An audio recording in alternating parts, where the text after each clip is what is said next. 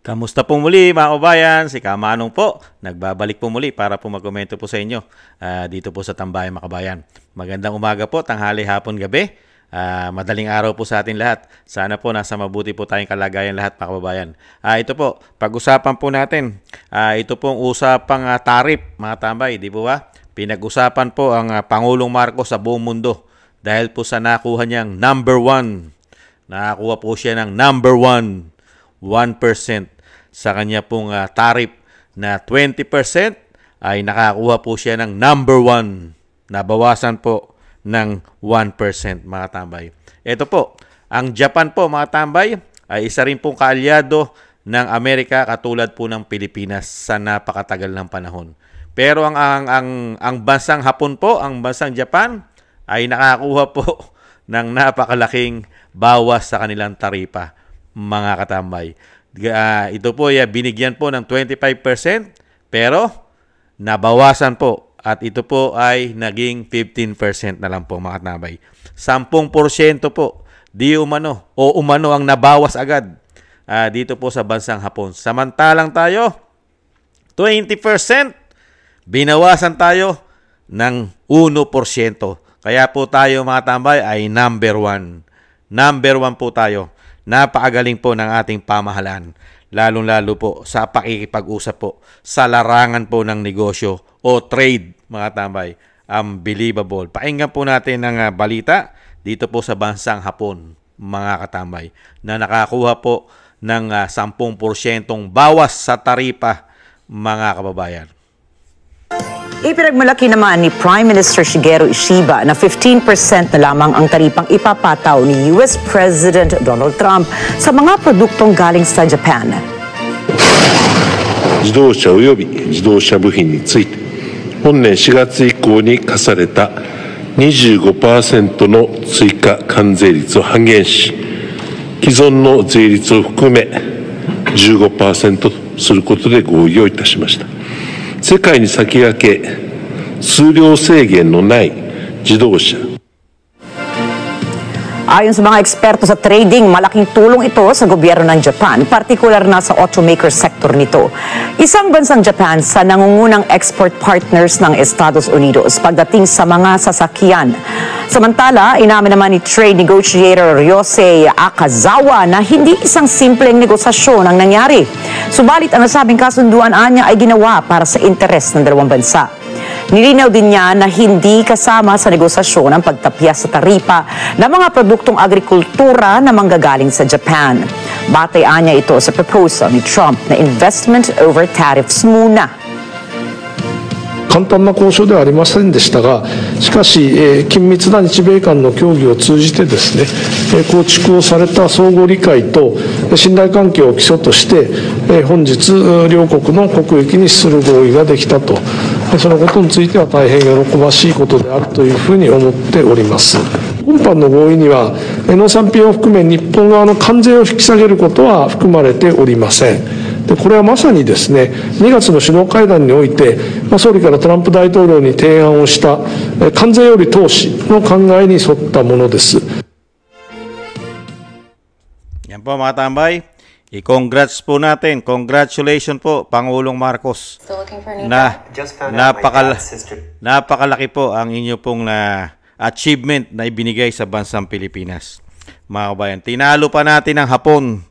Ang Hapon po ay nakakuha ng 15%, mga tambay. At 10% po ang natapyas sa kanilang taripa na ipinataw po ng bansang Amerika ni President Trump, mga tambay. Samantalang tayo, binigyan po tayo number 1. Number 1 po.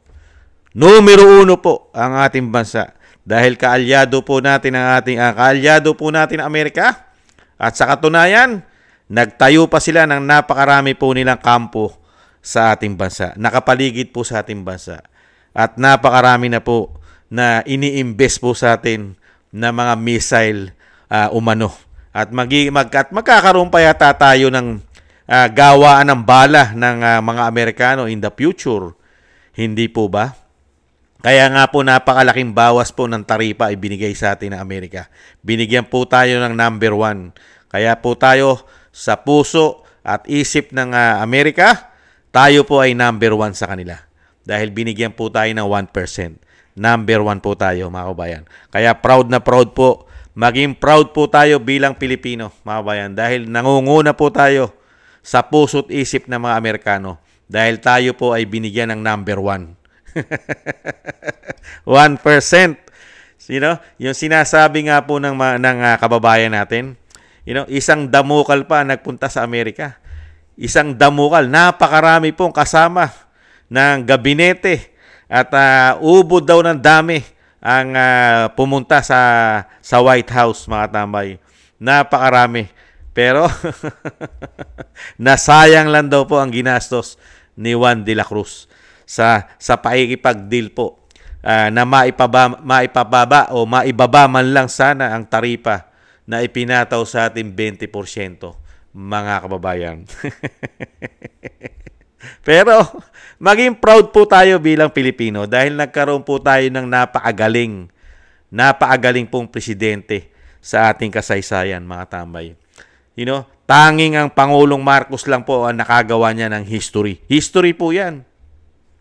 History na po sa kasaysayan ng ating bansa na talagang napakalaking porsyento po ang naibawas po sa atin o naibawas natin, nabuwis natin sa ating mga produkto na papasok sa Amerika. Biruin mo, laking bagay nun. 1%. Hindi po ba? Number 1 ka? Number 1! Hindi po ba yung 10% ang pagmumula nun bago ka makarating sa 10% ay mag-uumpisa ka sa 1. Kaya nga number 1 tayo. Kaya nga 1%. Bago pumunta sa 10%, ay dadaan ka muna sa 1%. Hindi po ba, mga kababayan? Ganyan po kagaling ang ating Pangulo, lalong-lalo sa pakikipag-deal at pakikipag-usap, lalong-lalo po sa larangan ng negosyo o trade, mga tambay. Nakita nyo po, achievement. Kaya nga pwede natin ipagpatayo ng rebulto ang Pangulong Marcos sa kanyang kagalingan na talagang ibang klase po. History po yan. Hindi katulad ng Hapon. Ang Hapon ay mahinang klase. Mga tambay, napakahinang klase. Walang kakwenta-kwenta po ang bansang Hapon pagdating po sa ating Pangulo, mga tambay. Biruin nyo, 25%, naibaba nila ng 15%, walang kakwenta-kwenta yan. Wala yan. 10% agad ang naibawas. Mga kababayan, di ba? Walang kwenta. Walang binatbat sa ating bansa yan, sa ating Pangulo. Walang sinabi si Prime Minister Shigeru Ishiba. Walang sinabi sa Pangulong Marcos natin yan. Mga kababayan, the best na po ang Pangulo. At marami pa pong bansa sa Asia na hindi po nakakuha ng 1% na bawas, mga tambay. Yan po ang balita natin. Tanging ang Pilipinas pa lang po ang nabibigyan na 1% na bawas sa taripa. Siya pa lang po.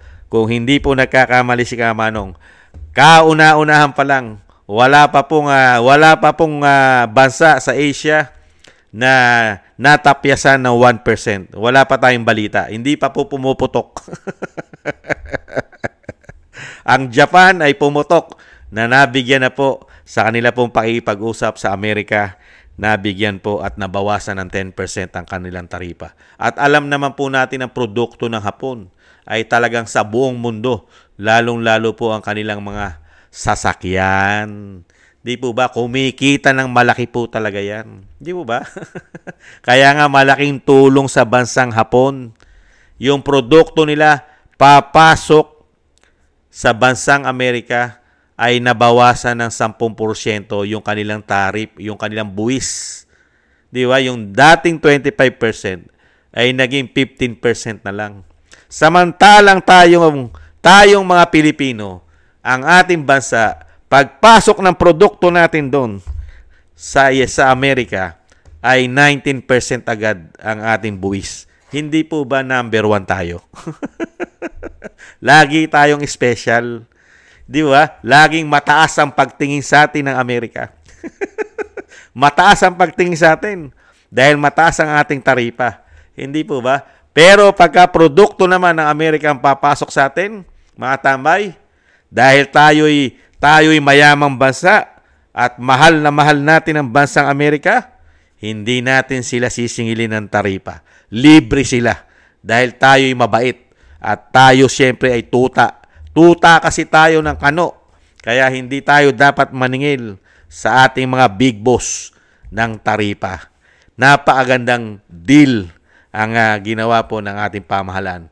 Ka-proud po. Maging proud po tayo bilang Pilipino dahil nagkaroon po tayo ng ganitong leader, mga kababayan, sa ating kasaysayan, sa ating panahon. Ito po ay isang kasaysayan na po, na first time po na ang ating bansa ay nakakuha ng malaking bawas. Kaalyado pa tayo ng Amerika, tuta pa tayo ng Amerika. 1% lang ang binigay sa atin. Samantalang sa bansang Hapon, 10% mahigit pa ang nabawas, mga kababayan. Yan po ang nakakalungkot. Nakakalungkot po sa bansang Pilipinas, pero sa bansang Hapon naman ay masayang-masaya po sila. Pati po ang kanilang mga negosyante ron ay masaya. Masaya po ang mga negosyante nila ron. Sa ating kayang bansa, masasaya rin kaya ang mga negosyante na malaking kabawasan po ng kanilang buwis, ang kanilang kikitain? Sa bagay, sa ating bansa naman kasi, yan naman po, ibabawiin naman po nila yan. Dahil ang una-una, ang laboring. Kumikita po ang mga negosyante sa atin sa laboring, number 1, dahil mababa po ang rate po ng labor sa atin, di po ba? Hindi po katulad sa ibang bansa. Sa ibang bansa kasi, sinusweldohan ka ng per oras. Per oras ang sweldo. Samantalang sa ating bansa, per day. Per day. Hindi po ba? At mas mataas pa yung sweldo nung po per oras ang sweldo sa ibang bansa. Kisa sa atin na kakarampot ang sweldo sa loob pa na isang araw. Pagod na pagod ka at hindi sulit ang iyong pagod sa iyong pinagtatrabahuhan. Di ba? Ang nakikinabang, syempre, mga negosyante. Ganyan naman po sa ating bansa. Yan po, mga tambay, ang napakagandang balita po sa bansang Hapon. At napakagandang balita rin naman po ang nakuha natin nung pumunta po ang ating Pangulong Marcos sa Amerika. Dahil nabigyan po tayo ng number 1. Number 1 tayo sa puso ng mga Amerikano. Lagi po tayong number 1. Kaya nga po, 1% ang ibinigay sa atin dahil number 1 po tayo sa kanila. Pasensya na po, mga tambay. Napakarami kong sinabing number 1. Dahil number 1 naman talaga tayo. Pagdating sa bansang Amerika. Maraming salamat po, mga tambay. Natuwa lang po ako, mga tambay, dahil nabigyan po tayo ng grado 1.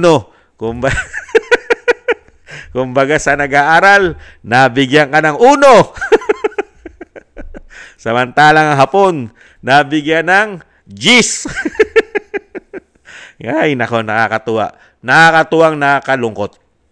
Natutuwa lang po ako, mga tambay, dahil nabigyan po ng achievement ang Hapon. Natutuwa po ako para sa Hapon. Napakahusay po ng kanilang gobyerno. Pati po ang kanilang Prime Minister na si Shigeru Ishiba, mga tambay. Napakagaling makipag-transaksyon. Hindi katulad ng ating Pangulo. Mas ubod galing naman. Kung magaling ang Prime Minister nila, ubod di hamak na mas magaling ang presidente natin sa ating bansa. Hindi po ba, mga kababayan? Thank you po sa nagusto po ng Tambayang Makabayan sa YouTube at TikTok, at ganoon din po sa mga nagko-comment, like, share, and subscribe. At sa mga subscribers po natin, maraming salamat po. Ingat po kayo. Mabuhay po kayong lahat. Shoutout po sa inyong lahat. At thank you rin po sa mga nagbibigay pa ng tulong at biyaya sa inyong lingkod. Shoutout po sa inyong lahat, mga kabayan. Thank you po. Mabuhay po kayo. Ingat po kayo. Lalo po sa inyong paggawa. At yung panalangin at dasal po, mga kabayan, wag po natin kalimutan. Isama po natin sa panalangin na maingatan po ang pamilya Duterte, ang Vice President, at ang dating Pangulong Duterte, na sana po ay madugtungan pa po ang kanyang buhay, kalakasan, at maingatan po sa kapahamakan at pakabalik na po sa lalong mabilis sa ating bansa, mga kababayan. Sa muli po, mga kababayan, basta tandaan po natin, sa puso ng Amerika, tayo po ay number 1. Number 1 po tayo mga kabayan. Sa muli po, paalam po muna. Bye-bye!